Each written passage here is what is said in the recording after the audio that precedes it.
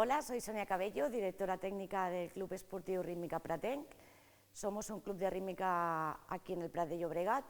Actualmente entrenamos en el Julio Méndez y tenemos diferentes grupos de entrenamientos, de iniciación, competición escolar y competición federada.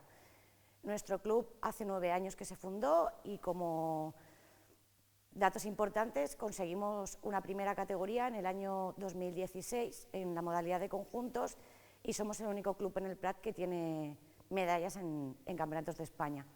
Ella es Mireia, es una de las gimnastas más veteranas del club y ella pues creció en el mundo de la rítmica y a día de hoy sigue vinculada a la gimnasia como gimnasta y ha participado en campeonatos de España.